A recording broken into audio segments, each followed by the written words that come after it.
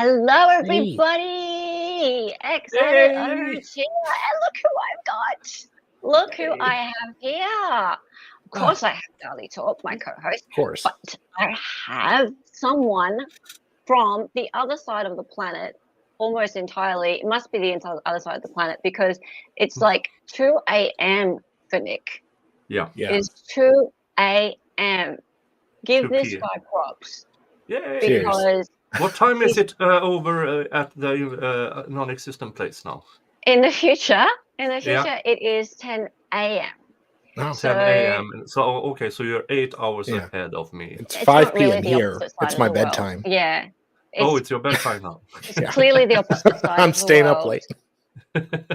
It's clearly the opposite side of the world for me because we are forming a new Bermuda Triangle here. We are actually. This is legit. Yeah. A triangle going on, like all corners of the earth covered. You could draw a triangle between us in Hollow Earth, and we could bounce around. It's magic. And thank you to Nick for being here at a time when you really should be asleep, dude. I don't know what you're doing. But me neither. Yeah. But pretty shortly we're going to have peeps coming over here from David's stream, which is very nice of him because he was a little bit foggy in his memory, and he forgot that hey, blue haired Bible lady, David was a little bit foggy in his memory, and he forgot that this stream was happening tonight, and he went and started streaming Whitmer, but he's going to finish that up in just a second. In fact, I see he's just finishing up, and he's going to redirect everybody over here, which is fantastic. Because, hey, Half Irish, hasn't Nick been streaming all day? Great question. Have you been streaming all day? Yeah. Yeah. Really? Nick is a legend. No, not really. I started around 7 p.m. today, my time. 7 p.m. today. Oh, okay. So it's 2 a.m. yesterday. now. So you've made your daytime basically your evening. Did you sleep during the day? Well, sure. Let's go with that. Hey, cool gamer. Like how's it going? Union work done. Let's just go with that. Oh, you had to go to work, didn't you? Not today. Okay, well, that's good. Nobody lost their tomorrow, hand in an accident. Not tomorrow, as in tomorrow your time. Today your time, tomorrow your time. Okay, all right. Let's just this whole. Do you understand how confusing it is to stream? You talking to him? Are you talking everyone? To me? Just everyone. Okay, legit. We all just have to make it like everything revolves around the East Coast of the US, and like nothing else exists, right? That's what I do. Yeah, but then you're still dealing with like future and past stream or past time. Yeah. It's really, really crazy. So anyway, basically, we're waiting on David and Flux to get here. But in the meantime, let's just have a little bit of a chitty chat about where we're at with this case. And actually, before everyone else gets here, actually, it's a really good chance for me to have a chitty chat with Nick, because Nick, I've been dying to talk to you about your I'm not going to call it trolling. I love watching you on Twitter. I love watching you. I don't know, just getting a little bit into some of the conversations that happen between people who are more sort of into the Murdaugh case. But every now and again, you sort of come in and sort of call people out. I'm hoping I bring up some of them today. But who in particular gets on your goat? In this case? In this case. I know. There's other people, and we can talk about them. Yeah. Well, one thing that strikes me odd is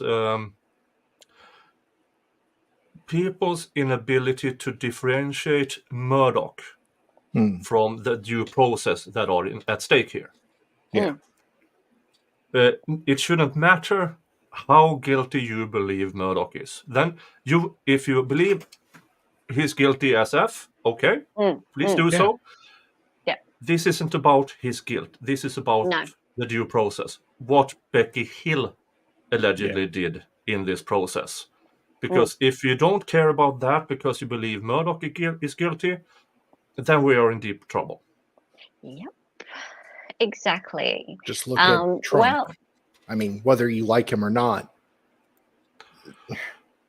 the charges are very problematic. There are probably more people who like Trump than there are who like Murdaugh.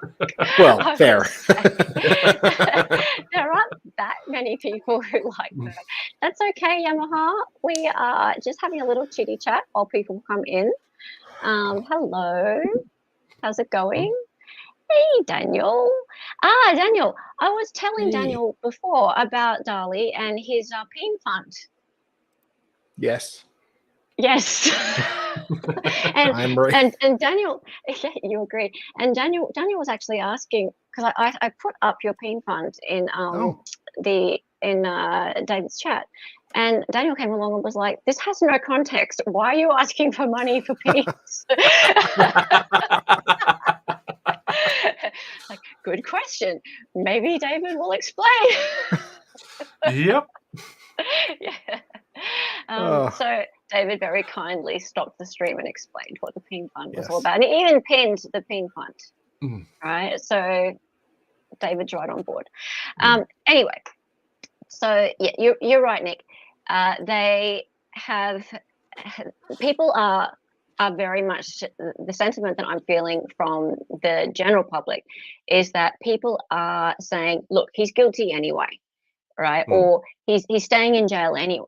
So why are we even going through all this stuff? Why bring up evidence of jury tampering, or why are we even going through spending more money going back to court potentially when he's going to be in jail anyway, right? So to me, that's just a really stupid argument. It's you can't let jury tampering just go by the wayside. No, because if you let this go, then you will let it go when it is about somebody you think is innocent. What right do you have to complain about due process if you just disregard it this time? Yes, exactly. Yeah. So, and when it comes down to it, it's not just a matter of like the jury tampering aspect. It's about whether or not he actually murdered his wife and son. And if he actually didn't, then he has a right to not have that blemish against his name. Like it'd be very sad to go through your life. He's a scumbag. But sure, he's a scumbag. But there's scumbag. I stole money from people. Yeah, and there's scumbag. I blew my child's brains out. And there's that's a two huge different levels of scumbag. And if I was him and I was that scumbag and then was accused of this, I would be fighting tooth and nail to clear my name for their memory, because scumbags still love their family. Yep. Yeah. Absolutely. Well, absolutely. Most. Yeah, and because when I get to the actual Murdaugh trial, there are decisions from the judge that I completely disagree with. That shouldn't have been there. Yeah, with some, I mean everything about. I'll allow it. It's the entirety of. I mean, he could have let in the financial stuff without all the witnesses. It would have been extremely easy, but the judge chose to do it, in my opinion, because he wanted a conviction, even the judge. Yeah. And for me, that took away from the actual evidence or lack thereof in the trial. For instance, you have that with when the law enforcement, when they had Maggie's phone, And they had Maggie's phone. Yeah, when they had the Maggie's phone in evidence lockup and everything, then they took it out of the seal or didn't put it into the seal, which removed or overwrote the bits and pieces of the data. Hi, Hey, girl. I couldn't see you down there. No, she right. just joined. I just got here. I'm so sorry. I was downstairs with Mrs. Flux. Two videos, as you do. As you do. She showed me a short, and one short, and then there's another short, and then I'm like, oh shit, I gotta go. You're such a youngin'. Oh, I know, right? Such a cute couple. Yay, Two crazy kids. All right, but sorry about that. I'm here now. Let's do this. Sorry about that. That's all right. And David's on his way, and all sorts of things are happening. So he's just has ended a stream and sending some people over here. So that's awesome. So we've just been having a chitty chat whilst things get going. So you're not really late. It's all good. You haven't really missed too much. We've just been, shooting the breeze, which I found out the other day that you Americans don't know that term. No, shooting the breeze. No, I've used shooting the breeze before. I don't use it, but I know it. Technically, you know what it is? I use shooting the shit a lot. That's the term I generally use, but downstairs with Mrs. My ears are not garbage cans. Yeah, absolutely. Because the reason I found that out was because Hayden the other day titled his one of his lives "Shooting the Breeze," and people were coming in going, "What are you talking about? What's shooting the breeze?" Really? And he said, "I wanted to say shooting the shit, but that wouldn't have been okay." It might be a regional thing because it's actually not a common term, but it's not. But I don't know. You're California, I'm Arizona. We're close. I mean, I also still use the term "cool beans." So cool beans. Cool. I beans. love older. Yeah, I love older phrases. Cool beans. Yeah, cool beans. Yeah. Like, Darlie had a go at me once, but not that big ago. But he was like, "What are you talking about?" I called Americans navel gazers. Yeah. I had no idea on that one. He was like, "What?" Because like over here we kind of think of Americans as like, because I think the rest of the world kind of revolves around them. That's kind of how we. Yeah, no, Americans are entitled assholes that think the world revolves around America. No, that's a kind of way to say it would be that navel gazing. So they're kind of looking down at their navel all the time. And Darlie said to me, "I think I've heard of it. It's just a really old-timey kind of phrase." It sounded familiar. I thought I'd heard of it, maybe, old-timey but phrase. Where? Old-timey. That's the bomb diggity. Yeah. That's the bomb diggity. Look, so I'm gonna move you up next to me because you're my girl. Hey. You're my girl. Hell yeah! I've never had you here before. Nice to have you here, and I hope you come to my Halloween party on Thursday night. I didn't know you were having a Halloween party on Thursday night. I invited you, didn't I? Was that? I thought that was tonight. I thought I have to go back and reread. Okay, I do a lot of skimming. It's not what great. Happens is I'm too organized, and I've put all these streams on this week, and I've sent a bunch of things out to people, and I think it's just like, yeah, you're right. People sort of skim through their list, and it's like, okay, what's what? So yeah, you are invited. Oh, hell yeah. Hell yeah. Hell yeah. I'm having my first ever Halloween. I've never done Halloween before because I'm an Aussie, right? So it's brand new. Do Aussies do Halloween? Oh, really lamely, the ones who do, right? The ones who do is pretty poor. And in fact, I'm going to go and take some photos of some houses around here who think they're doing Halloween. Yeah. You'll be amazed at the lameness. Oh, anyway, wow. Of course you're invited. So we will start to get into this, and I'm sure David will turn up at some point, but I have some graphics because that's what I do. And it will get the conversation going. And people in chat, please feel free to contribute if I've gotten anything wrong. This is the 4th of my Becky streams. One of them was called What the Beck. One of them was called Beck in Hell. Beck in Hell. I mean, you guys know my thoughts on Becky. Yeah, go ahead. Becky is a hoe name. Beck, yeah. Becky is a hoe name. Just saying it, throwing it out there. She needs Becky is somebody. That's a $1 bill. Yeah. Hole. She should have been president. She does a $1 bill dance. Yeah.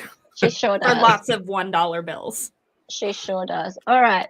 So, it feels like years have passed since Becky Boo, because she does go by Becky Boo. Gleefully read Alex's verdict. Oh, she does. Yeah, the judge. I mean, no, not the judge. It was the attorney general who called her Becky Boo, and I mean, okay. Does your wife know, Mr. Attorney General? Does your wife know that you're giving a court clerk cute nicknames? Yeah. It was the AG. You're kidding me. Okay. Becky Boo or Miss Becky Boo. Oh my Lord. Okay. All right. So it feels like ages since that happened. Now, since the doors of justice shut, Becky's had a bit of trouble shutting some other things. Really. So then check her out. So she's written this book, Behind the Doors of Justice, the Murdaugh Murders. And there she is on her little book tour. Hey, Murph. How's it going? Yeah, there she is on her book tour, and she's there with a giant book, and she's selling books like it's out of her razoo. I have a conspiracy theory for you. What's that? There are certain people in that crime tube area I think I know who believes Becky was set up. Aha. To write the book. Yeah. No. She wrote a book. How was she fucking set up? Oh, sorry. I was about to say the F word. Was she nudged? Yeah, I mean, she literally went to New York with jurors to get them interviews. She was set up. I mean, how do you come to that conclusion that the woman trying to get Murdaugh, everything around it, and have that no, this was the plan from his lawyers all along. And I mean, the amount of stupidity you have to emerge to get to that conclusion is, do you have to actively think, breathe in, breathe out to not suffocate? His lawyers aren't even being paid. They're just friends. They know Murdaugh. They're friends of his. And they're trying to do this pro bono. They aren't going to ruin their careers. Their law license. They're not gonna throw all this down for nothing. No, unless they have proof.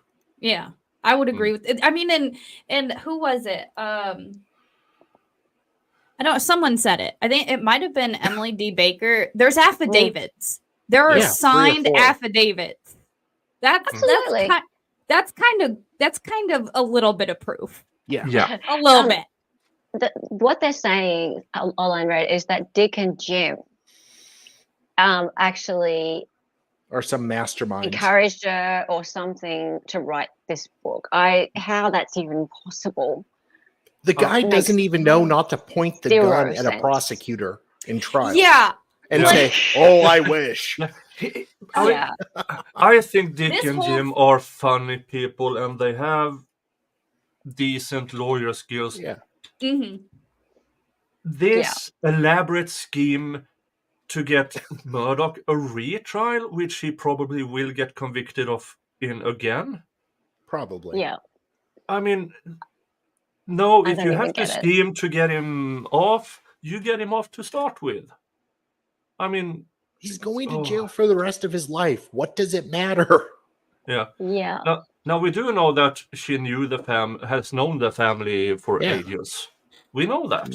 She knew his grandpappy. I mean, didn't she state in the book their families have gone back for years? Yeah. Yeah, for decades. I mean, and if there's any conspiracy here, why did she choose to all of a sudden, after almost at retirement age, decided to run for county clerk just around the time when all the Murdaugh shit was going down? Because Alex did not pick her for prom. Wow. Hell have no fury like a woman's scorn. I want to know. 50 years later. They knew each other at school. I really do want to know if they knew each other at school. I really think that could be a thing. I mean, think that could be a doubt thing. It. That whole county is corrupt as hell, and I don't doubt for a second that she has some personal deep-seated vendetta. Because Alex dumped her. Right? Like, he slighted her in high school. You know, she smiled at him, and he didn't reciprocate something. Yeah. Alrighty. So moving on. Okay. And she kept on spilling it, even when she could spill no more. And so when she found out that, you know, the whole allegation was happening, she shut her mouth, which was a smart thing to do. Sure. But she got her ghostwriter, or I don't know if he's a ghostwriter or she forgot to shut her ghostwriter up. Yeah. Well, no, that was all very purposeful. Yeah. Because he was the one that was able to keep making money for the book on their behalf whilst it was all blowing up. And in fact, I reckon if you saw a graph of the book sales at the point that the allegation came out, I reckon it would have been boom like that. Because even like the true crime people at that point would have all gone out and bought the book. Even if they weren't going to at that point, because they wouldn't have even heard of the book. The book was now suddenly hot property. Need to find out what Becky said, right? You might not have even heard of Becky. I hadn't heard of Becky. Had you heard of Becky? No. No. I didn't even know there. Like, I knew there was a documentary on Netflix, but I didn't know there was like a book about the case or like nothing. Yeah, nobody cared. Right now we care. Yeah, exactly. Good job, Becky. You knew about Becky? Really? Oh, hello. Becky's a whole name. David. Hi. Dave. Hey, my ex was Rebecca. I agree. Okay. So here's the thing, though. There are different Rebeccas in this world. Yeah. I don't know if you guys know this. So we need to know, is she a CCA Becky or is she a KAH Becky? She was a Becca. A Becca? Well, Becca is short for Rebecca. Yeah, I know. So we need to know which type of Rebecca she is. Rebecca Hill is Hey, Jackpot. Is she a CCA or is she a KAH? Mine was an oppressed She Catholic, is a CCA. Oh, she a hoe. She a hoe. Yeah. That's the common spell. That's a hoe name. Becky's okay. I don't even know what a CCA is. What's that? Oh no, half Irish is a CCA. I still love you. It's okay. I get you. CCA. Oh, now it's okay. I still love you. We'll make it. You're half Irish. It's okay. We'll make it. It's okay. We'll make it. Half Irish is awesome. She's our 4 times champion of our quiz. 4 times. 4 times. So she is just like, she's all right in the book. Oh, hell yeah. Check it out. Yeah, she's great. Even though you're a CCA, it's okay. A lot of reporters and court watchers mentioned her often throughout the trial. She was the way to get a seat in the courtroom, or was she? She was the way to get a seat. Yeah, because Larry, the DUI guy, he was there, and he knew Becky. He's talked to her, didn't he? He was like friends with her. Like, she was super sweet and BFF. Well, not friends, but he talked to her. They got along, and she was the sweetest thing. I think I had a stream with Larry the day this news broke. Yeah. And he was shocked when we read through the allegations. Oh yeah, I remember that stream. Yeah. He was like, she seems so sweet and stuff. Yeah. Yeah, but nice there's a lot of women out there that seems very, very sweet. Oh yeah, everyone I date. Miss Becky would never tell a lie, right? I'm pretty sure everybody thought Murdaugh was sweet before all this too. Yeah, I think he's sweet now. I know. Yeah, sure. You seen his nipple pics? Oh God. I just love going into Murdaugh threads and posting them. All right. Well, so till one day, basically what happened was this. And this was recent. So this just happened. Boom. Like my Batman thing? I do. Yeah. I love it. Right. So the South Carolina Court of Appeals has come along and said that the motion for the appellant filed a motion to uphold this appeal in abeyance and remand to the circuit court to allow him to file a motion for a new trial pursuant to Rule 29B. We're going to get a new trial. Yeah. Well, first we're going to get a new hearing. Then we're going to get who will preside over that hearing? That's the next issue. Yeah. Oh shit. Bye, everybody. Sorry. What was that? Oh, she's frozen. Sorry. She's frozen. Oh, she's frozen too. The stream is ours. We are the captain now. No, I hit the wrong button by accident. I control her stream, and I'm sorry. And then she boomers at the same time as me. No. I'm sure Salvador had nothing to do with it. What can I say? Yeah. You. Oh man, and we all remember how exciting and action-packed and just how exciting this trial was the first time. Aren't you guys so excited that we get to do it all over again? Oh my God. 6 more weeks of financial crimes? I'm so Salvador, excited. you can cover it. Yeah. Aren't you guys excited? It's the whole thing. I know. I'm going to have to make an excited utterance over it. Huh? Well, it might be half the time if they're not allowed to bring in the financial stuff. But the thing is that this is not going to be turned over on any of the financial crime elements being admitted. So, the prosecution's going to admit it again. If it's a different judge, can't they do new rulings? The judge might. Yeah. Judge Newman will do everything in his power. Judge Newman is going to delay his retirement to stay. Oh, that's what I'm thinking. So what the defense probably will do is call him as a witness. That will probably disqualify him. That would so much. They have reasons to call him as a witness. Absolutely. He said he said, I'm pretty sure it's quoted, I don't like that in context of Becky Hill talking with the jurors, I don't like that. I wish she would have come to me or something to those lines. Yeah. That right there means, boom, something's not right. Just the fact that he is on record saying that. Yeah. So ideally, then it should be another judge hearing this. So now that the motion has been granted for a hearing on this, then we should have a new judge sitting and presiding over the hearing. Everybody, welcome to the stream Excited Utterance. Nice to see you, Excited. Are you still here? Were you here the whole time? Yeah. We were just talking. Irish has a question. MLS, can they skip the financial stuff this time if he pled guilty to that by now? No. Well, I mean, they can, but they won't because it's his motivation behind it. Yeah. So and he hasn't pled guilty to some of the state stuff as well.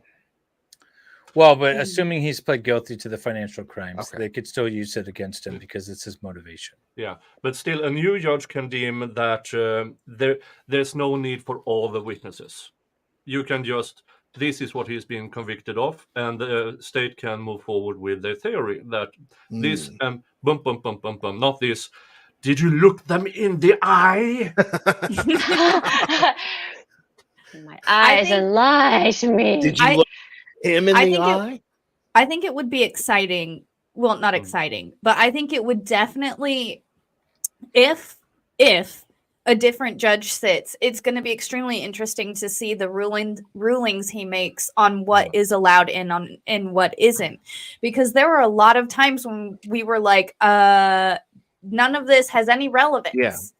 And so I'm curious as to Yeah. I would like to see what a judge would allow. But then you have this judge. judges towards judges. Will a new judge have the backbone to go against Judge Newman's decisions? Because the prosecution will definitely go for, but Judge Newman said it was allowed. Then South the Carolina new judge has to go. It'll be interesting because judges do have that sort of they don't pat each other on each other's back sort of approach. Yeah. Oh my God! See, I would be such a bad judge because I would be so about overturning other judges and be like, no, that was a stupid ass decision. I'm doing something different. Just because I feel like it, right? Like, I'm I passive change my mind aggressive. every day. Passag. Passag. See, Darlie started saying passag, right? And just for everybody who doesn't know what passag means, it's passive aggressive. It's an Aussie term for passive aggressive. So I've streamed with an Aussie way too long. He has, and now he just says passag. I know. Yeah. All right. So finally, Miss Becky and her co-author Neil Gordon seem to have stepped out of the spotlight, and rightly so. Have you noticed that Neil Gordon's disappeared? Anyone noticed? Yeah. We haven't seen him for a bit, have we? Yeah. Feet Right? don't fail me now. He Not was since that last everywhere. interview. No, he was on a lot of interviews. He was on lots of podcasts, lots of shows, and he was belting the hell out of that book, right? Yeah. And then defending Becky, she would never do this. And then he spilled the beans about when he heard about it, which didn't coincide with what was in the book. Good point. Ooh. Yeah, Nick's on it. Ooh. Pixie, you've never heard passag before. Are you for real? I've never heard it either. But I'm not. Pixie's from Melbourne. We're American. Yeah, I'm not. Is that a Pixie's thing? Australian. It might be a bit of a bogan term. Pixie's from Melbourne. And, passive oh, wait. A what term? Redneck. It's okay. Pixie's from Melbourne, and I'm from Brisbane, and Melbourne's maybe slightly more elite. So I'm from Whoville. Australian elite. No, I didn't know the word that you used. passag. No, the one that started with a B. Bowman. Oh, bogan. Oh my God, these words. What is that? Bogan. A bogan is kind of like a redneck, maybe a bit more like a trailer park kind of word, right? So just saying sounds at this point. This is what I put up with. I like that. I'm going to start using that. Bogan's a great word. Bogan is a great word. In fact, bogan is more... but you know what? Bogans are people too. Bogan lives matter. Hell yeah. Be allowed. EU's daughters like Bogan lives matter. Okay, now Sal, you really have been streaming with me for too long. When you know House about on Bogan wheels, house on wheels, house on wheels. Told me a couple weeks ago. Yeah, okay, so these are new to me, but you are an American bellend. Okay, Daniel. What is bellend? What is that? A bellend's a UK thing. Okay. Yeah, bellend is a UK thing, which is roughly white trash stuff. Yeah, but oh my God, I'm loving all these new terms. How many white trash slurs are there out there? Jeez. Bogans are fantastic. I'm gonna get offended now. Bellend lives matter. Bellend lives matter. All right, but hang on. There's always somebody. Here we go. There always seems to be someone ready to take center stage. Here we are. Now, this is real, people. Darlie, do you reckon you're able to do a dramatic reading of this tweet? Can you read it? Sure. This is kind of corny, but I'm trying to gauge whether there is any interest in me making a first run of bobbleheads. I will be having a merch section on my website for some shirts, Cup of Justice stuff, and some other small products with some of my slogans. My marketing person suggested a bobblehead. Here is a prototype, which is not good in my opinion. 1, I don't have a mustache. And 2, I have larger shoulders and biceps. I'm really insecure about my girlish figure. I mean, the prototype more accurately reflects me is coming within the next couple of weeks. Do you think I should make an order of 10 to 20 of them or more? I have some thick skin. So if you think this is a horrible idea or I'm a jerk, you can tell me. EB. Okay. So that was worse than you even told me. That it's pretty bad. Now, if you don't know, this is Eric Bland. Who is this guy? Oh God. Eric Bland. You don't know who Eric Bland is? He represents 4 of the jurors. And that guy. Yeah. He's the guy who goes on social media to tell everything about how bad it is for Murdaugh's defense to go on social media. This guy's he's a used car salesman. Yeah. Yeah. Like with the worst guy. He's the kind of used car salesman that other used car salesmen stay away from. No, he's the used car salesman employee of the month. Yep. And he, according to himself, because he's self-employed. So he's the used car salesman of the year in his own yard. This is so bad. It's so bad. And he has a bobblehead. Like, check him out. He went and got a bobblehead of himself made up. Okay, right? Where can I buy his To be fair, bobblehead? I want a bobblehead. I have. If there really was a do Flux too. bobblehead, that'd be cool. You have No, one? I want one of his bobbleheads. David, did you say you have one? I have a bobblehead of myself. Yes, it's my. Really? I'm ripping open my suit, and I have the Superman insignia. That's No way. cool. Like That's cool. That's See, pretty but cool. like that's cool. I would totally have, but I don't think I'd sell bobbleheads of me. I think you I do would it in want ironic. You buy it ironically. But what Eric Bland has done, I could argue, probably could argue in court that he has violated attorney-client privilege. He went online on Twitter to say, my clients will testify against something other than what the defense has Was said, that wrong? among other things. I gotta plead ignorance. That's now he's skirting the line of why are you saying that? Dave, your input, please. We were talking about, would you, if you represented 4 jurors in this trial, would you go out online and say, my clients will testify to something different? No, because for a number of reasons. I mean, first and foremost, you're sort of you're causing a problem with the attorney-client relationship, and you're locking them into testimony. Yeah. I mean, that's the first problem with that. Now, assuming he did it, if I was to make such a statement, they would have signed off on such a statement. Sure. Yeah. Now, let's assume that happened. What are the results then? I mean, how is this going to impact this hearing if they're actually going to testify to something different? Yeah. And say one of them, if the defense have something, for instance, you have that chat group, allegedly. If one of them all of a sudden says, they have proof that, well, you did say this. Now you have a conflict of interest for Eric Bland, where he probably, speculatively, if that happens, they put one of his clients on the stand. He has said they will all testify to something differently, and all of a sudden, Dick will show his cards. But that doesn't matter. That doesn't matter. There's 12 jurors, right? Yeah. So let's assume 8 of them had constant communication with Becky and were influenced, and they're going to say that. It doesn't mean that the other 4 weren't. It doesn't mean that the jury wasn't tampered with. Yeah, but say one of them on the stand says something that agrees with them. All of a sudden, Eric Bland will have a conflict of interest between all 4 of them.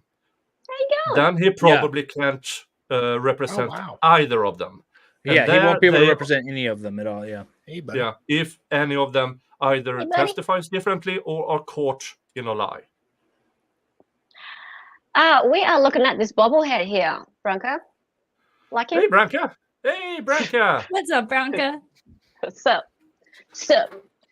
all right. So, Also, this dude here, he needs to be told that when you sign off on Twitter, you don't have to put EB all the time, right? Yeah. Like, really, my phone just started playing Meet the Press like just now out of nowhere. That seriously was terrifying. Well, my initials are MF, so. Yeah, yours are MF. That would be funny. It's a little awkward. By the way, that's sign off every tweet MF. Oh my God, I need to start doing that. I know, right? Okay, now you think this is like reminiscent of like back in the day when like, you know, people used to sign letters and stuff? He's not like, that old. I don't know. I'm trying to get. I think he's just a cringe guy who's trying to like be cool. Nick, go ahead and send Broker a link if he wants to come on. Yeah. You're welcome to say something. Yeah. So I don't follow this guy on Twitter. But he seems like an absolute douchebag. How much is he tweeting about this? He up until maybe he's tweeting a lot, to the extent that I sometimes have to mute him for a week because he's putting out a lot of things out there. Now he claims he's doing all of this for the Juris Pro Bono, but here's the thing: he's self-employed. He only does things pro bono because he thinks he will get other work for it. Oh, Lord. Okay. And I already sent Branka the link. Yeah, if he's doing it pro bono, he's obviously doing it for the marketing, the self-marketing. Yeah. I mean, I've done stuff like that. Yeah. I mean, he's getting his name out there. I'll give him that. I mean, he's getting a lot of marketing. Free marketing. A lot of marketing, but if he ends up with a conflict of interest, I mean, that's not good promotion. Even if all PR is good PR, not in our world. No, he's definitely putting himself in a bad spot. He is loving this though, right? Yeah. And, okay. Dali, where's Dali? Oh, come back. He disappeared. Flux can read it. Read it, Flux. Flux, can you do a dramatic reading of this text here, of this tweet? First of all, yes, the bobblehead is actual size. Sorry, I just had to get that out. Yeah, it's 1-1. All right, go ahead. Sorry. Yeah. I can assure you that if I was given the opportunity to confront Alex Murdaugh about the stolen Satterfield settlement money, this would not be the interaction I would have with him. I would never let him walk away with this, nor would I have permitted this creep to talk to me like he talked to this actor. It is ridiculous how a lifetime portrayed by the events of the last 2 I've lost. It is ridiculous how the lifetime portrayed in the events of the last 2 years. I get it that this is a mixture of fiction and non-fiction, but they really should have stuck to the actual facts. So he's criticizing a Lifetime movie for not being super accurate. That's right? For not portraying him the way he would like to be portrayed. That's as a used car salesman. Got it. Because he would never have let it happen like this. If that was I believe more so now that this is exactly how it happened. I haven't seen the clip yet. No, exactly. So I have the notion that if he's a keyboard warrior. He's extremely on Twitter, but once very verbose. Do we have the clip to play? Yeah, just 1 second. This guy can't help but talk about himself. I know. I kind of want to follow him just so I could tweet at him a few little jabs and see how he responds. Oh, you could, and he does respond to people. Like he's Yeah, he does. He can't help himself. He talks about himself in the third person. I guarantee he does. Oh, for sure. All right, so let's have a looky. It is quite funny. All right. Oh, Alec, this is Mr. Dayton. He has been waiting quite a while for you. Good afternoon, sir. I represent the Satterfield family. Oh, well, what can I do for you? Well, I'll be quite frank with you. I've finally been able to speak to someone at Allied Insurance, and they informed me there was a settlement. Turn the volume up a bit.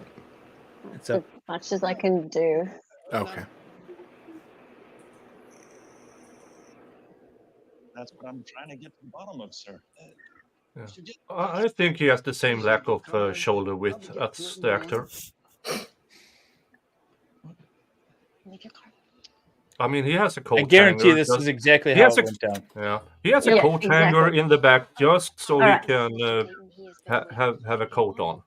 Whilst we're here, what's much funnier than the actual clip is his fans here going, hang on, let's just zoom it up a bit. I'm going to start following him on Twitter. He's got so many fans. Your Philly Roots would have. Your Philly Roots. Oh, Jesus Christ. Every answer he signs EB. I know. Look. You should sign VD. It'd be funnier. Emily I don't understand why he signs all of his tweets as Emily Baker. Does she know he's doing this? Does Emily Baker know that he's stealing EB? Is he? Because that's all I think of when I see EB. Emily is EDB. Emily D. Baker. Yeah. I'm sorry, Andrew. How long have you been waiting? Because I've been looking over here. No, I've been waiting moments. Thanks for having me on. I really appreciate it. I don't know why you people keep having me on, but it's great fun. Well, because we love you. Is he using someone else's portrait in his Facebook or his Twitter profile?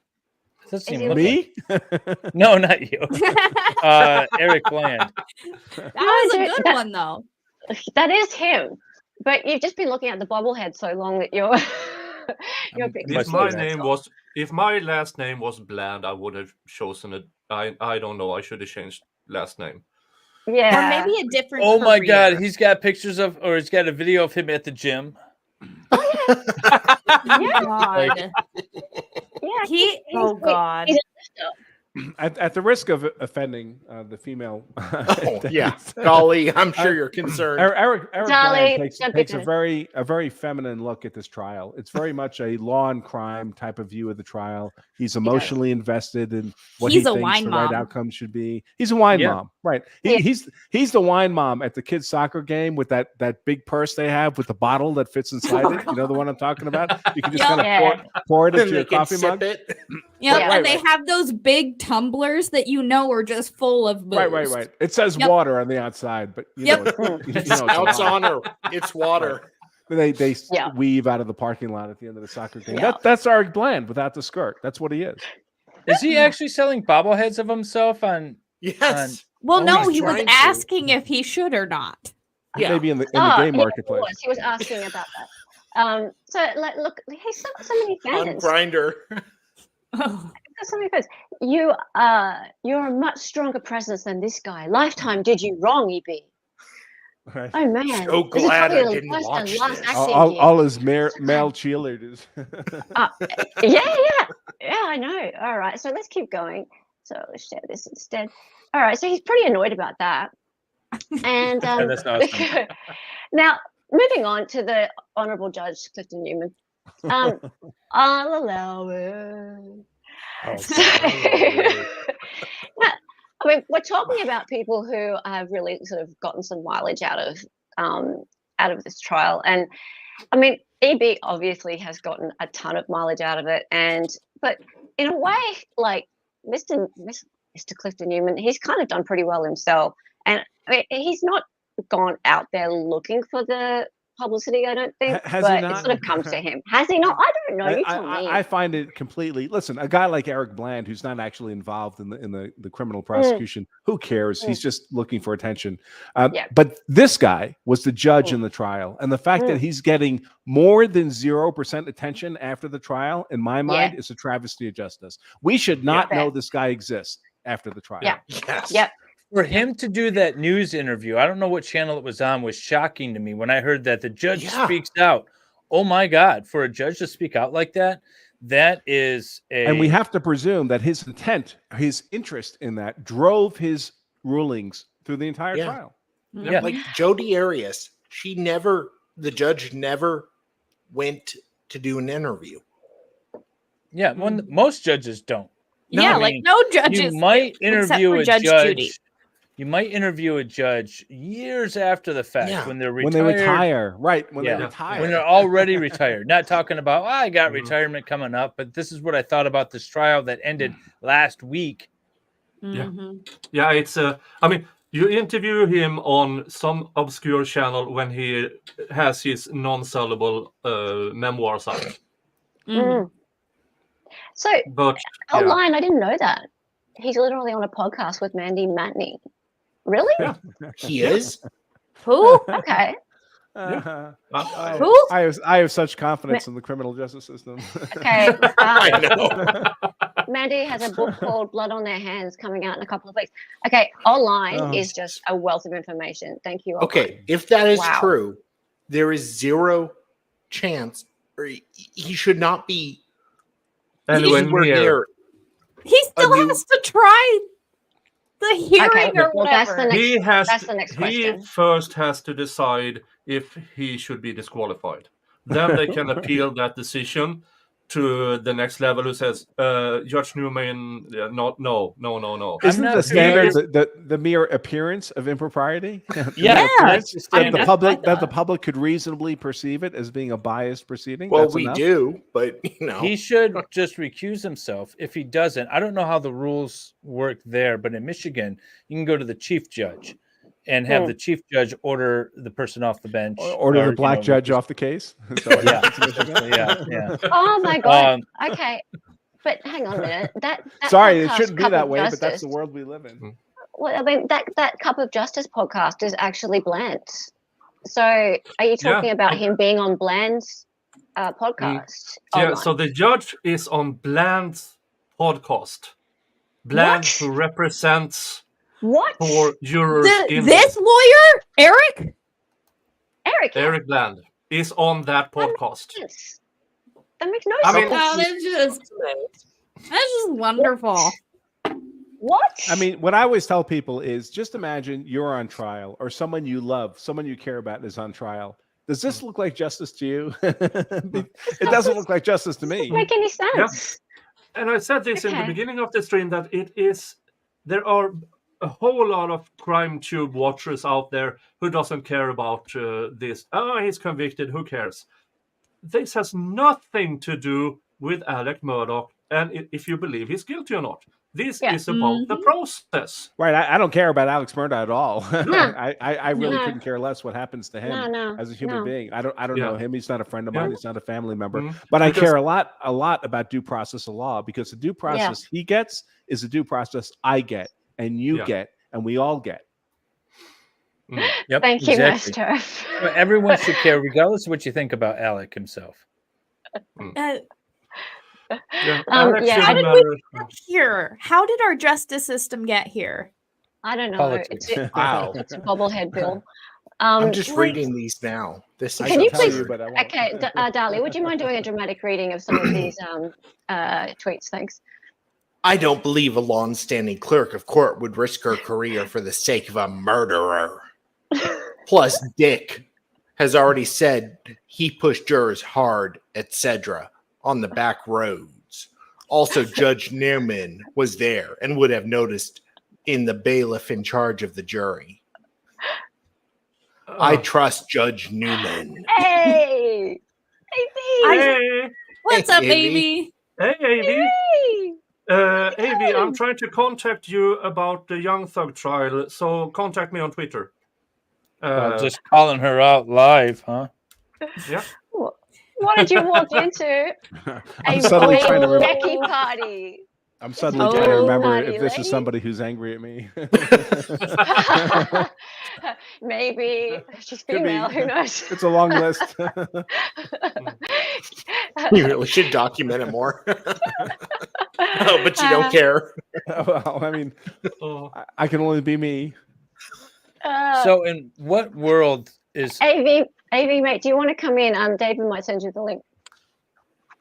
Oh, AV says no. Boston love. Oh, that's so sweet. Thank you, AV. I'm glad. I don't like to make people hate me. It just happens. I love how carefree you are. Okay, so honestly, with the judge going on a podcast and whatnot, can we ever name a time in history that's happened before where there's a little, like, this is I'm going to call it an active case. And imagine Bruce Schroeder did this with Rittenhouse and he was convicted. Yeah. Who did? No, imagine if it happened. Yeah. Well, I actually have an example. The Pirate Bay trial in Sweden. The judge is in the same pro-copyright organization as the prosecutor in that case, and he didn't recuse himself. I don't understand what that means. Maybe it's a Swedish. It was a very famous Pirate Bay is torrent. Basically, pirating movies and music and stuff like that. In the Knots, it was the biggest page of them all. No question about it. And in the trial against them in Sweden, the founders of the Pirate Bay, the judge presiding in that trial was a part of the same pro-copyright organization as the prosecutor. Well, look, I mean, obviously the correct answer is if there's any suggestion that there's an impropriety, the judge should not be involved, unless it's clearly some kind of just a machination by one of the parties because they don't like the judge. But if any reasonable person could look at that judge and say, you know what, we can't actually trust that his decisions will be unbiased in this case. There's other judges. There's lots of other judges. I mean, put another judge in charge of the case. It doesn't have to be this guy. And you completely undermine everybody's sense of trust in the justice system when you allow these biases to exist, which is why traditionally we never did. Judges would recuse and we would displace 20 years judges ago all the time. See, and especially with Judge Newman, for me, there is such a strong appearance of bias for the prosecution, and he has this just. I feel like he has this disdain for the defense, and it oozes and his off own of personal him. Life. Judge Newman had recently lost his adult son to drugs, and Alex Baldwin before is obviously accused of being involved. Alex Murdaugh. Murdaugh. So many bad Alex out there. Wrong Alex. Close enough. By the way, we should do a show on Alec Baldwin soon because it looks like he may be recharged today, I know. Which would be consistent, of course, with my legal analysis. Thank you very much. Thank you. Oh, yes. Alec Murdaugh is Even involved though with huge drug dealers.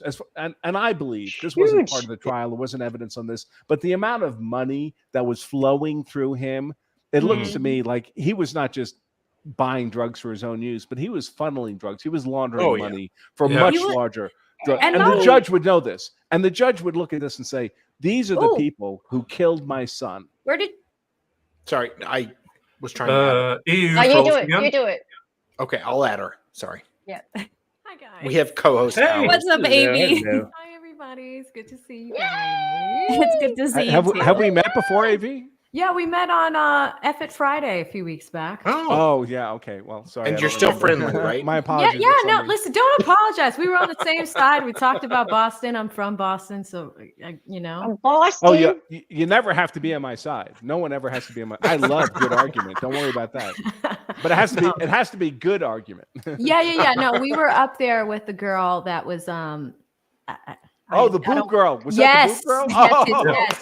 Yes. Yeah, I didn't want to be. Oh my God, I so had to restrain myself. But, you know, So which stream did I miss now? You missed Jeff's F It Friday when he brought on OnlyFans girl. Yeah. Who also has Miss Mammaries? Was that her name? Miss Mammaries?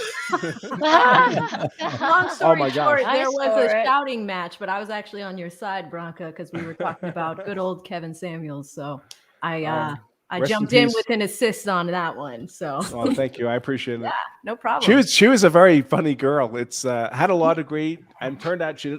By the way, when people ask me, "Hey, my kid's thinking of going to law school. What do you think?" I'm like, "Why would you do that to yourself? You can just do OnlyFans." But this girl went to law school and who was the guest on the show, and turned out she didn't like actually practicing law, which is like normal human response to law school.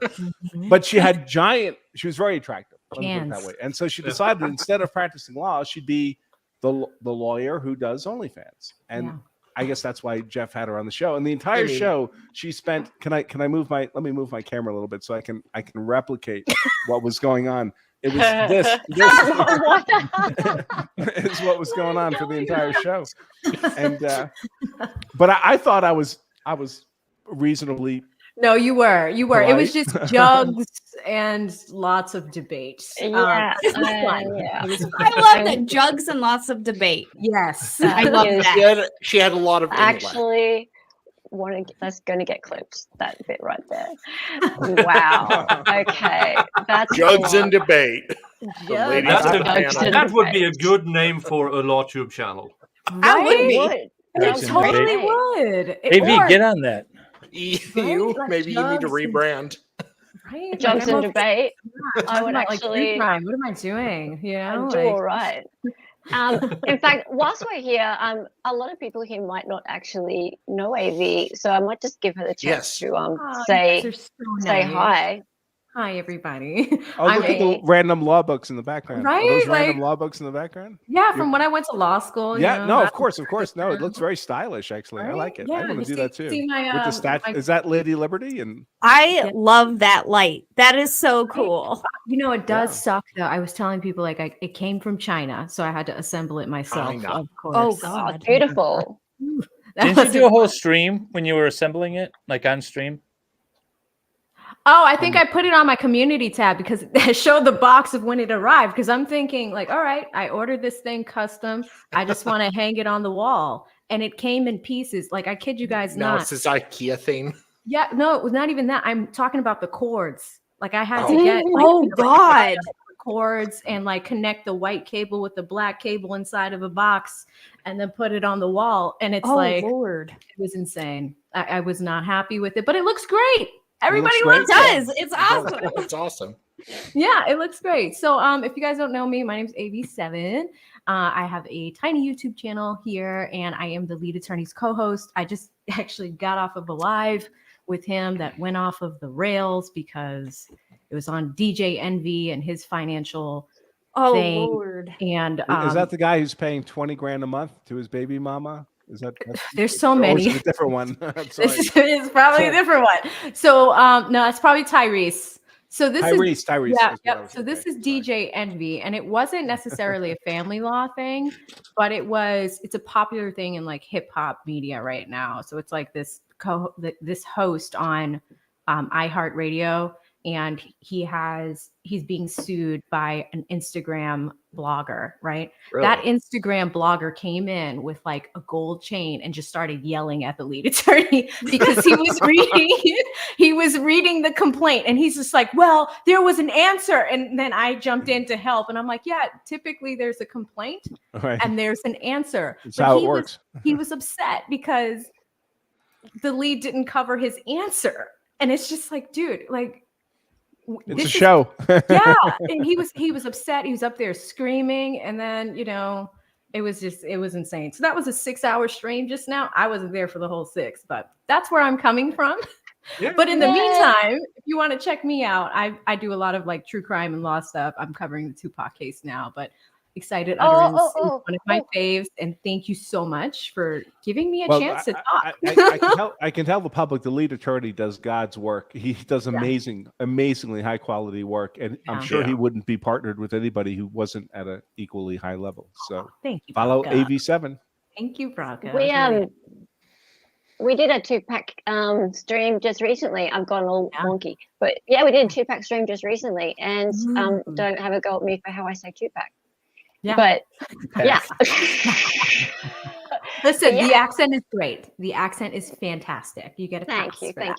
But yeah, like can we do some 2-pack together? That would be so fun. Oh my goodness, I would love that. Keefy D's like the self-snitching is so real, and I love talking about it. Unky Keefy, he's the worst. Anyway, let's move on. Thank you so much for hopping in, and we will move on Okay, so the honorable judge. I actually have to. It is getting about to be, bedtime routine time and all that stuff. Thank you so much for coming in. Really appreciate having you, love. It's been awesome, and hopefully see you on Thursday. Yes, we're all dressing up, right? Is everybody dressing up? I don't know. What's the rules for Halloween? People say. I mean, you dress up on Halloween. You dress up, yeah. Okay, yeah. Well, you need to tell me because it's my very first Halloween. So Flux will have an orange knit cap. Yes. No, this year I'm doing. I'm going as a pink lady this year. My accounting department. We're all ladies, so we're all doing pink ladies this year. Your pink lady hat. No, I'm actually going to be hatless. I've been hatless before. You guys have seen me hatless, but I will be hatless on Halloween because I got to do, an updo, Wow. I got to do an updo.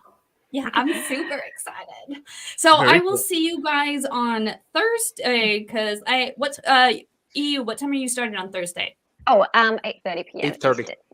Cool, yeah. Which means I can roll my fluxing around right into the Halloween party. Nice. So on Thursday, I'm going to be, I think I'm having Chandler on with me, and we're going to be going over the Operation Bluebeam. So I'm really excited because that's going to be fun.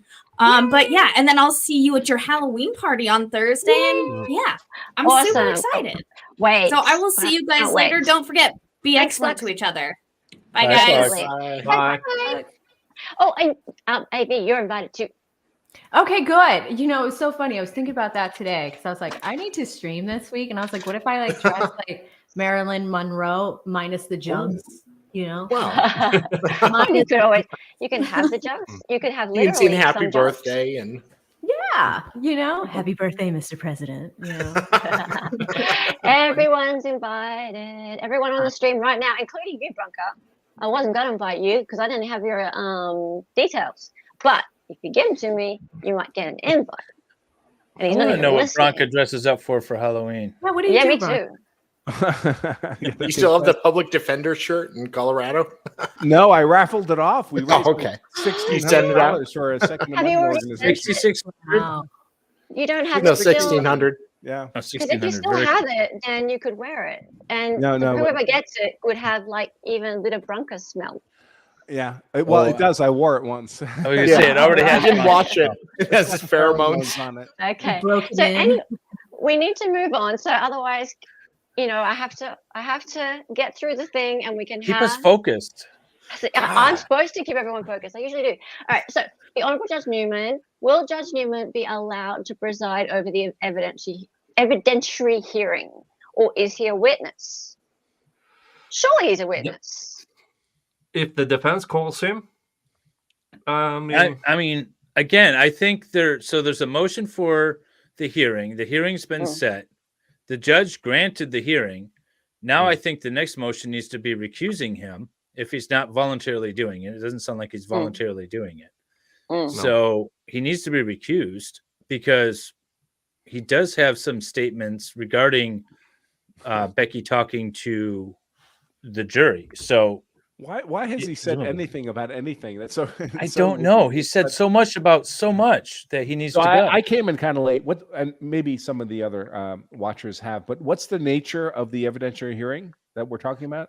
So Becky, who is the court clerk, apparently was talking. She wrote a book. Yeah, but she was also talking to a lot of the jurors, and the jurors have signed affidavits saying that she was telling them that this guy's guilty and all this stuff. And so based off of those, don't be fooled by the defense. Right? Yeah. They're going to try to fool you. Yeah.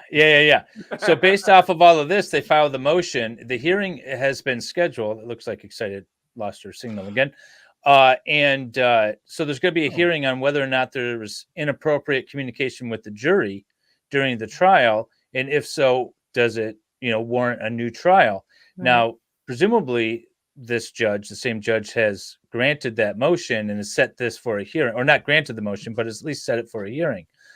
But in the meantime, he also made statements about how he didn't know, or he didn't think it was appropriate for the clerk to be communicating with the jury the way she was. So he has made these statements in public, which then begs the question. That was in the trial. That's in the trial transcript, that he was not happy with the clerk of courts to investigate one of the jurors instead of giving the juror to him to do the formal investigation. That's right. So then the question is does that make him a witness to the point where he can no longer be the presiding judge, regardless of whether or not there's a impropriety or he's been talking to the press or anything else? Yeah.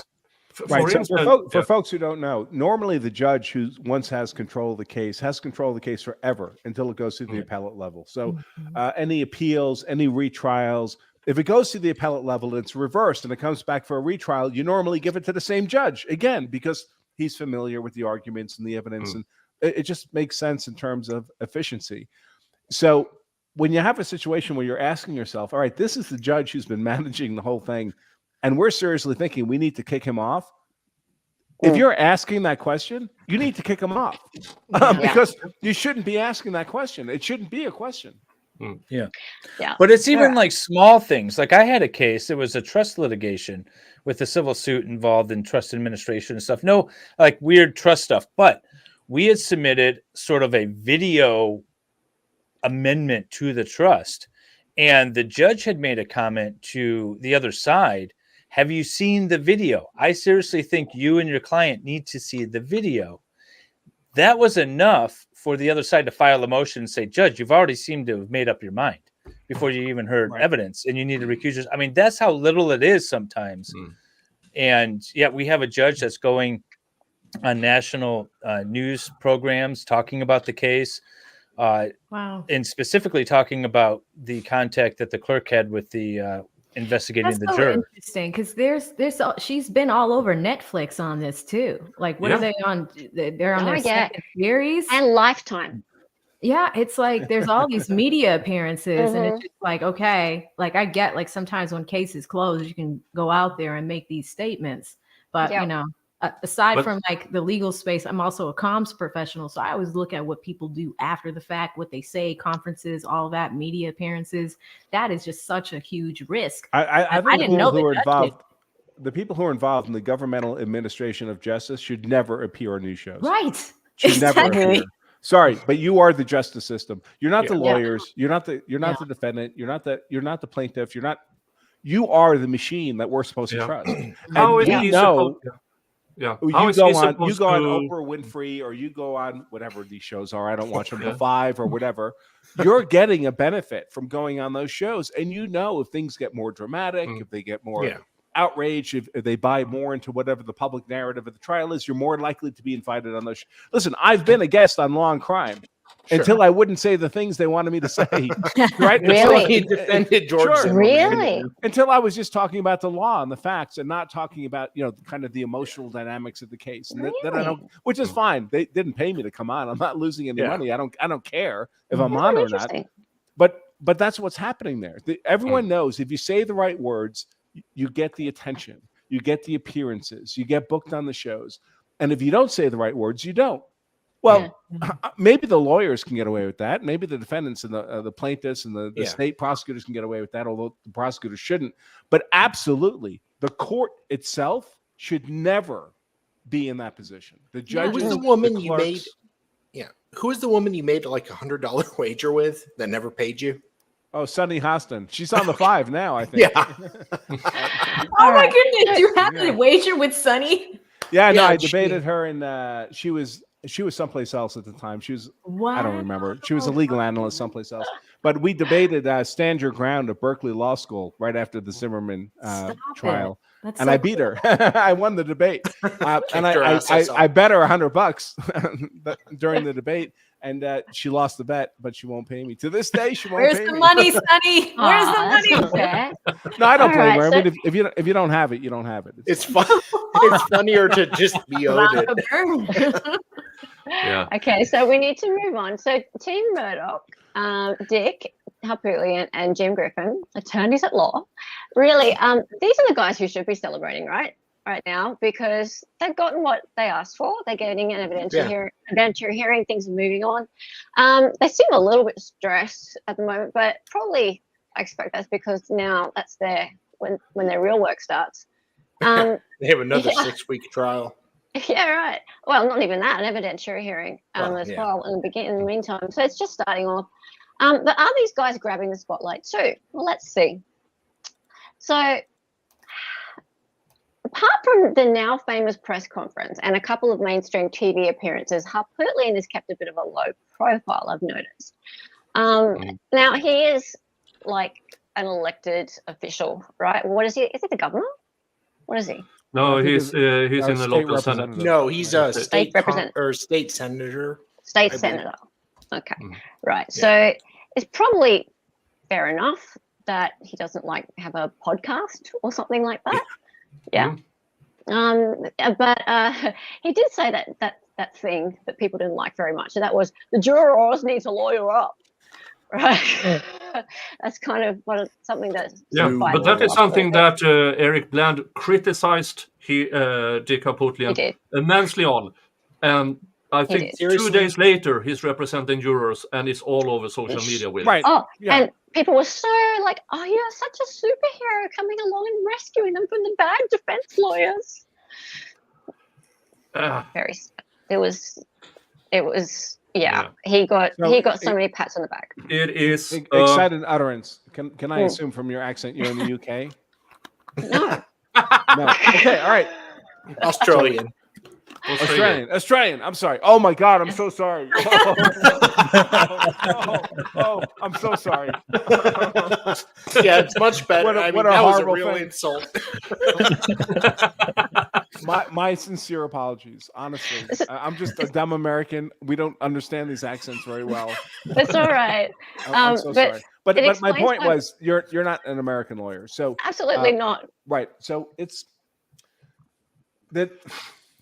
The dynamics here I don't know if they differ from where you practice law. 100%, yeah. But the notion that like any lawyer, a defense lawyer, prosecutor lawyer would tell jurors they have to lawyer up is inherently offensive. We kind of presume that jurors are acting honestly.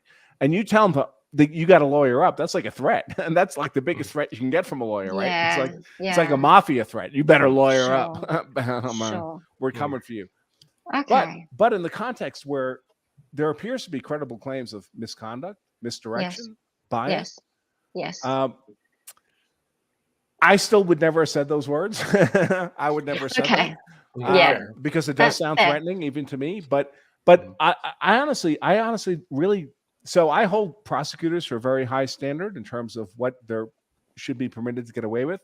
And I hold defense lawyers to I don't want to say a zero standard, but it's pretty close to zero standard. I mean, our clients, as a criminal defense attorney, our clients are fighting the power of the state. The state has infinite resources, infinite authority, infinite power, and the state is what has to be chained to justice. The defense, we don't have an obligation to prove a goddamn thing. So if we can obfuscate, if we can not answer your questions, if we can plead the fifth, if we can, we're entitled to, even if we're guilty, we're allowed to do all that. We ought to be allowed to do all that. Yeah. Sure. So when we talk about what Harpootlian and right, the other guy are doing, I almost don't care. Whatever they're doing, unless it harms their client, then I would be concerned. But in terms of like legal ethics, I really don't give a shit what they're doing. I care a lot about what the judge is doing and what the prosecutor is doing. Absolutely. Even during the trial, I think Jim, he was actually like, he was tweeting and doing stuff where it was just like, hey man, maybe don't tweet during the trial. I remember that coming up. I remember that now. Yeah, or right. 6 or 7 or 8. I think we're entering a new era where AV7, people like you with the communications expertise are really going to be critical in this new era, because the truth is, us criminal defense attorneys, especially older guys like me, we were practicing law before any of this, before the internet existed, before laptops existed, right? So there was no social media, there was no Facebook, there was no law and crime, there was no Instagram, there was Twitter, there was nothing. So now for guys like us, we're inclined to say, well, just ignore all that. Unfortunately, if you ignore that, your jurors are not ignoring all that. They're immersed in all that. Yeah. So it's like pretending that fish don't swim in the sea. And unless we can train our lawyers to be sophisticated about how this works, I think their clients that are a serious disadvantage. Yeah. Like we're instructing them to not, like, like you see it in every single trial. We're instructing the jurors to not look at anything, to not check out the media. Like, look at the Johnny Depp Amber Heard thing. But it's like asking them to put a blindfold on for 6 weeks. They can't really do that. We don't live in that world anymore. Exactly. It's pretty difficult for them to do that unless they're sequestered and everything's taken away from them. And that doesn't happen anymore. And more and more defendants are, if they have the money for it, gets a PR person. You have that in the Andrew Tate in Romania. He got but he's got a lot of money. He's not a normal defendant. He can afford to do that. Yeah, but he has the same PR lawyer as Julian Assange had. He can afford her. But much like what Branka said, as far as the state is the one that's tied to justice. Yeah. And I have no problem with defense counsel tweeting out stuff and putting stuff in social media whatsoever. Because remember, before all this happened, we have the state saying something awful happened. These 2 people were murdered. Something awful happened. We have a person of interest. Something awful happened. This person of interest did horrible things. Oh, here's this person of interest, Alex Murdaugh. And then all of a sudden they want to shut down all media, right? The defense can't talk about it, even though the state's been talking about it for months or weeks or whatever it is, or years sometimes leading up to this. And so they have all this background push out in the public media. They have identified somebody, and now let's put a gag order in. No one's allowed to talk about this. When you've already got the jump on it, in addition to having all the resources in the world, you've already got a jump on the media and getting everything out there. And I have no problem with the defense talking and tweeting and whatever. At the end I'm not a U.S. lawyer, but when it comes to free speech and gag orders, the way I read through the First Amendment, there's nothing in it that should allow a judge to put out gag orders. I don't know about that, but the intersection between the First Amendment and gag orders is something that's frankly not well fleshed out in American law. Yeah. So we give enormous authority to the First Amendment, and we give enormous authority to trial judges to run their courtrooms. And we've just never really meshed discontinuities between that. We just haven't done it. Should that be done? I suppose so, but it just hasn't happened. Okay. Yeah. All right, moving on. So, Mr. Griffin, on the other hand, same can't really be said for him. He has had a podcast called The Presumption since about April, and he gets to chitty chat quite often. And even when he's I'm sorry, I don't know this guy. No, he's one of the defense attorneys for Alex Murdaugh. Yeah. And when he's not the one chitty chatting, he gets his mate over there, Sarah Azari, to do the chitty chatting for him, basically. So that's kind of useful for him that he has like a co-host who can kind of do the talking and tweeting out on his behalf. And yeah, basically he has a fair bit to say quite often. So he goes, let me talk about Betty Boo, y'all. Now, before we just move on, I think that Dali, who has been a fantastic co-host and been helping me out a lot today, has to go get some sleep. So yes, it's 7:30 his time. He's got to go to bed. Yeah, 7:30. No, it's 6:30. It's 6:30. Thank you for all your help today, Dali. Thanks. Hey, Dali, nice seeing you again. Nice seeing you. Bye, Dali. I'll see you guys later. Bye. Thank you. All righty. So we'll just we'll move on and. So Team Murdaugh, Dick and Jim. Meanwhile, poor Dick and Poot really aren't too popular with the public, and this really annoys me, this whole thing. Well, this is a big problem I have because they are doing their jobs. They're not only protecting Alex Murdaugh and his rights, but they are protecting everyone's rights who go up against the system. You're not a criminal defense attorney very long before you realize your job is not to be popular with people. Yeah. You think the entire podcast is a front for Jim to be able to flirt with Sarah? Solid play. Solid play. Yeah, that's possible. Oh, I should have let Darlie go before this. Damn. I needed someone to do the dramatic reading. Who wants to do dramatic reading? AV can. AV. Want to do dramatic reading of some tweets? I wish I shined up my glasses before Let's doing go. this. Let's go. I say Poot made these jury tampering accusations against Becky Hill because she's on season 2 of Murdaugh Murders. What? Oh, Dick Harpootlian. That's a thing? Yeah. It's a Netflix show. Yeah. There's 2. This is the second one. There's 2 series on Netflix right now.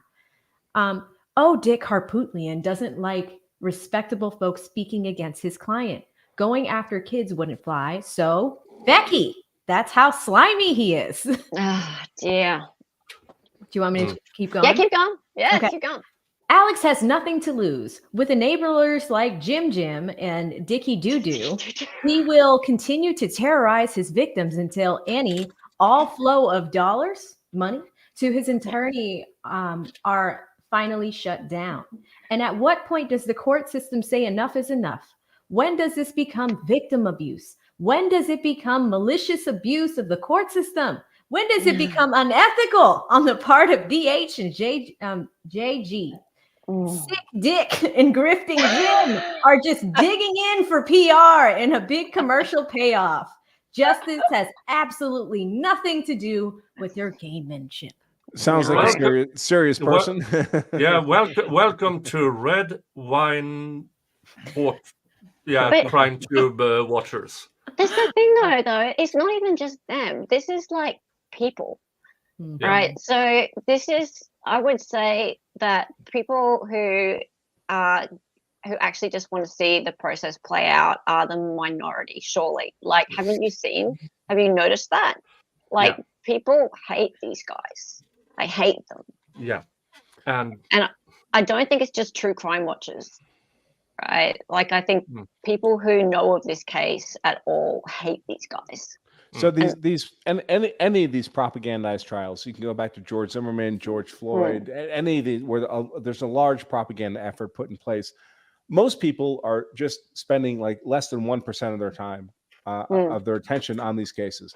They're living their lives, they're raising their kids, they're going to school, they're doing whatever the normal thing is. So the only information they actually get is from the mainstream media. Yeah. And if the mainstream media is pushing a propagandized narrative, 100%, 99%, what they're hearing is that propagandized media.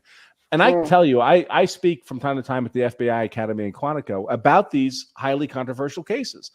And I'll say, who believes this about this case? And every hand goes up because that was the propaganda line. And I'll say, what if I can demonstrably prove to you right now, show you the only evidence on that issue is contrary to that position? Will you change your mind? Don't raise your hand now. I'll say, I'll show you the evidence, and then I'll ask you to raise your hand, and I'll show them the evidence completely contrary to all the hands that went up. And you know what? Maybe half of that 500-person audience at the FBI Academy changes their mind. They're like, oh my God, that's contrary information. The other half, human beings naturally, once they've emotionally committed to a position, it's almost impossible to move them.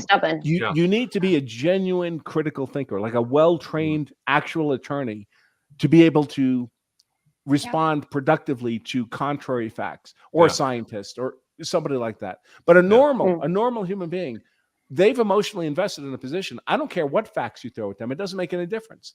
So when people are hit with propaganda over the Alex Murdaugh case, and they see thousands of hours of streamed YouTube, long crime, whatever, Netflix video about this stuff, they're done. They're baked into a position, and there's no way you can move them from that position. No, and the whole point of a courtroom is to try to select a jury that has not been baked in, that is still open to argument, that has not been locked into an emotional position. Because once they are, you're effed. People always ask me about jury selection. I'm like, there isn't no jury selection. I have a modest ability to deselect prospective jurors. I'm largely stuck with the jurors the community gives me. If I could literally pick the jury, I'd never lose a case. But I'm largely stuck with the jurors the community gives me. And if they've been propagandized enough, there is no hope. You're done. Yep. How do you hide them from it? Especially like that Netflix series. Like, it is like you can't cinematic. it's cinematic. You know, it's like 3 episodes, and the way that they paint the picture, it's just like very high production value, very high emotional value. Yeah. That's exactly and there's that's the thing, and there's an appealing process, right? It's like, yes, that's insane. Like, how is that able to come out as a trial is happening? Right? It shouldn't be. Shouldn't. I mean, I really think it's a kind of issue that the next generation of lawyers, if we retain a fair justice system, really has to deal with, right? Because we've had to deal with things like character evidence, right? So someone did bad things in some other event, they beat somebody up in some other day. You're not allowed to bring that in as evidence that they beat this person up on this day, right? General character evidence is not admissible. Nick, I think we need rules like that for this kind of thing. I mean, if a juror's been my position is old school. I think if you cannot give a defendant an impartial jury, you can't try the defendant. I don't care what he did. No, I don't care. I don't care if he blew up a school bus full of kids. If you can't give him an impartial jury, you can't fairly try him. Right. Exactly. Nick. I mean, that's. Sorry. Go ahead. No, it's okay. I was just going to say, Nick, can you do the next round of readings?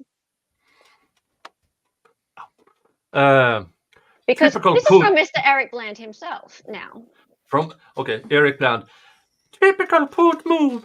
Keep digging. Sorry. No, you do it like that. I don't know. I've never heard his voice. I have no idea. Typical Poot move. Keep digging in deeper for Alex. Judge Price got it right for sure. The reason he's digging in so hard on this is the confession of judgment.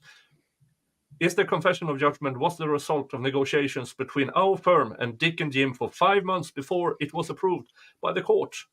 AM must be mad at Dick because this happened on Dick's watch and based on his evidence.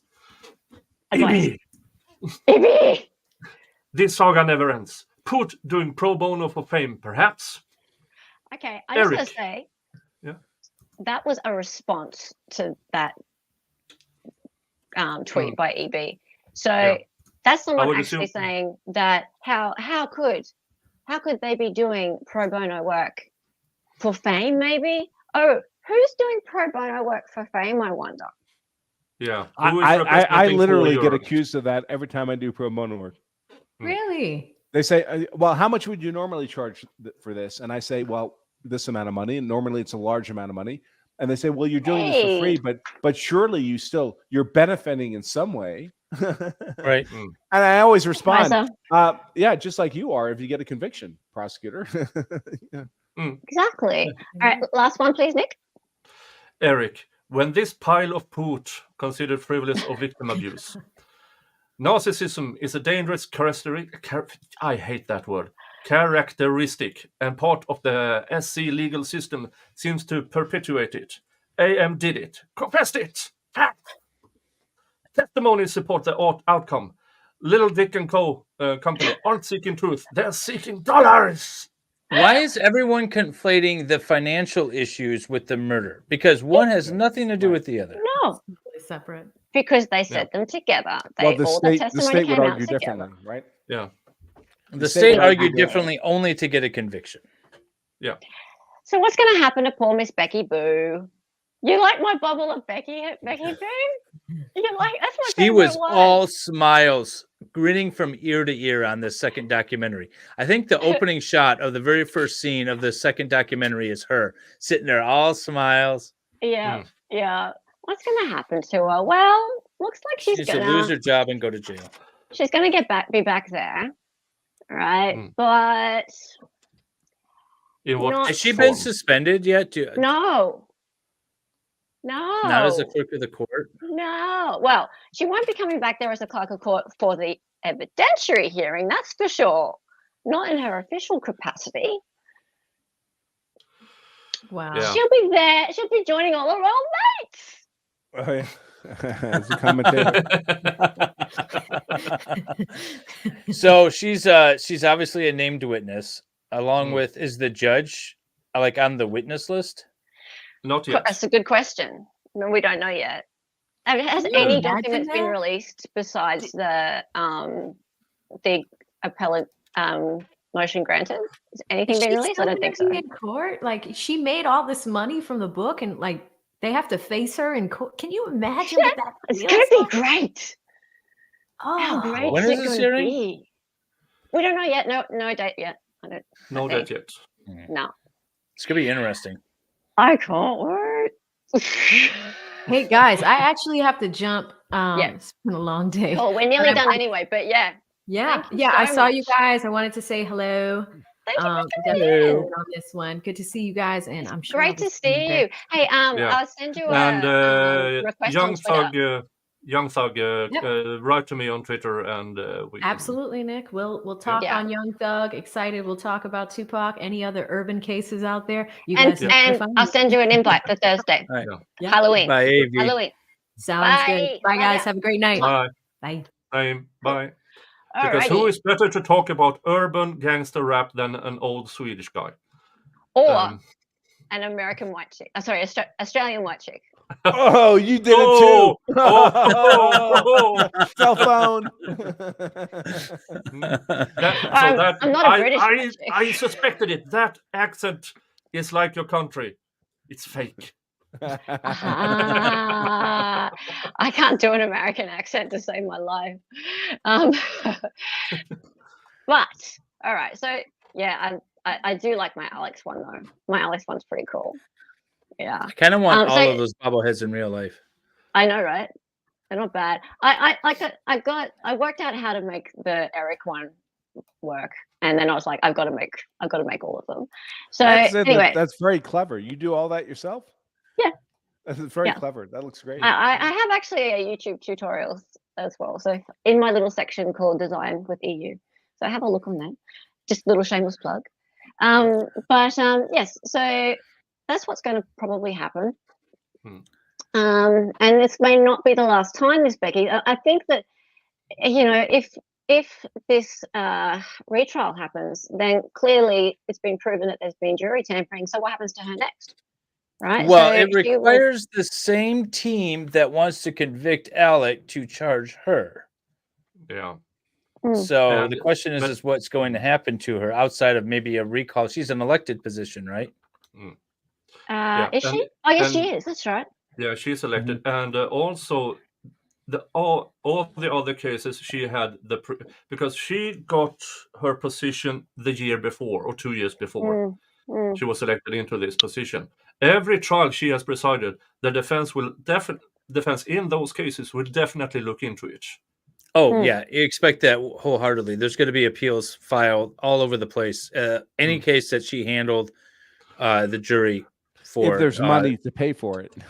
Yeah. Well, I mean, assuming they're within their court-appointed appellate process or they have money or something like that, but that's definitely going to be an issue that's brought up. Yeah. And, I don't, as far as prosecution of Becky, again, it would take it's the same team that's I just don't see it. happy with her. Yeah, I don't see it happening. But I mean, there could be a referendum or some sort of recall from her elected position. It should happen. Sure. Everyone in this position should know if they engage in this kind of conduct, they could go to prison. Everyone should know that every goddamn day. But they don't because they won't. So it's not a real risk. And again, these people, for folks who haven't actually practiced law in the courtroom, all these people in the courthouses, they have lunch together. They're friends. They like each other. They see each other every day. And the notion that one of them is just going to point the finger and say, "J'accuse," and send another one to prison if they don't have to, that's just not how human beings work. No. Very rare. That's why when you see like a case, I can't remember the name of the case where the prosecutor was actually show cause by the judge for failing to show up during, at the time and date for a trial. And the judge actually compelled that prosecutor to show cause why they should not be in contempt of court and all kinds of stuff. That's rare. It makes the news. I have that same thing happen to me all the time in Wayne County, the city of Detroit. Prosecutors rarely show up because they're understaffed. And the judge waves it off. Well, we'll just adjourn it for another time. Yep. It's like, well, I'm here. I'm ready. Dismiss, judge. Does it cost your client? Yeah. Yeah, your client has to pay for that, right? It's very rare, and it has to be so egregious. But even then, sometimes, like even with Becky here, I don't know. It's a small town court, for all the publicity that the case got, it's a small town court. I had to make fun of myself. So if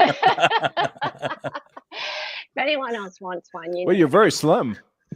I am actually. I'm really, really too skinny in the real life. Anyway, so that's the end of that, and it's probably getting pretty late for you guys. So it is grifting time. Where are we?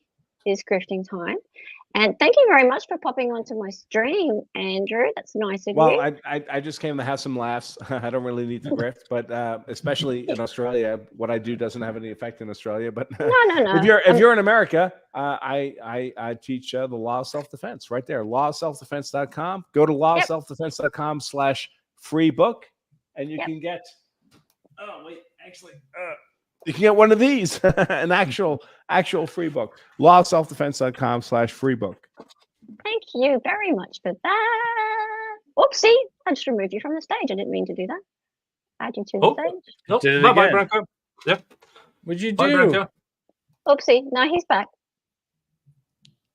There we go. There we go. I was just about to take my pants off.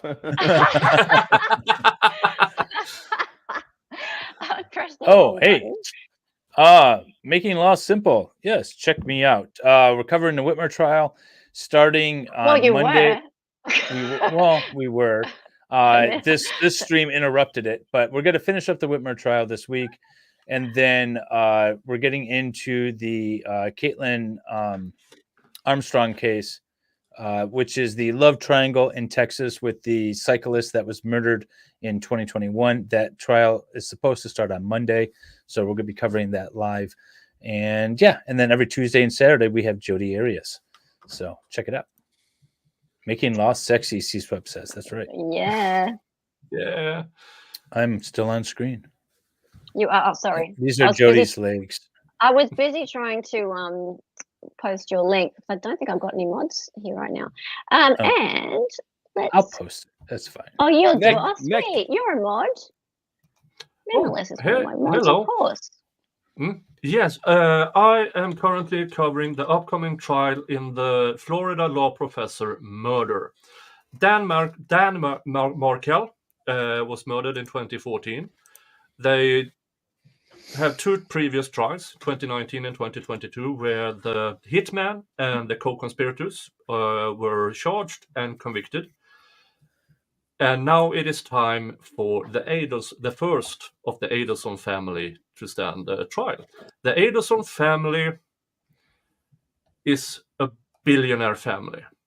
There will be interesting things going on because in the 2019 trial, these words were put into evidence.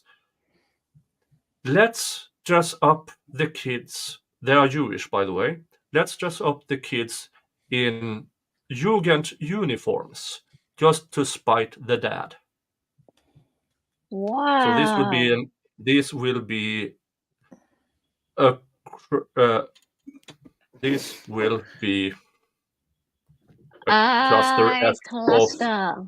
cluster of epic proportions. Epic. We are doing recaps of the 2019 and 2022 trial Monday, Tuesday, and the trial starts Thursday. And but other than that, Jodi Day, Tuesdays and Saturdays. Yay for Jodi Day! Yay for Jodi Day! All right, well, this has been Bepic, as the Becky streams always are. And I just like to say thank you to all my guests. Thank you to everyone in chat. I know people have sort of come and gone. This will be a great rewatch as well. And Flux, thank you. AV, thank you. Thank you, Dali. Thank you, everybody. And I know it's getting a bit late there. And for you, Nick, it's like nearly morning. Surely by now. It's dawn. So soon 4 a.m. Soon 4 a.m. You have been. I thought time was the same everywhere. I don't get this. Yeah, it's this whole you're round American. thing. Round us. Everything is US Eastern. Well, thanks for having me on. I really appreciate it. I know I'm not thank you everybody's so cup of much. tea, so very Lovely. kind of you. All right. Great seeing everybody. Time to Have a good end night. up anyway. Thank you so much. Bye. Bye.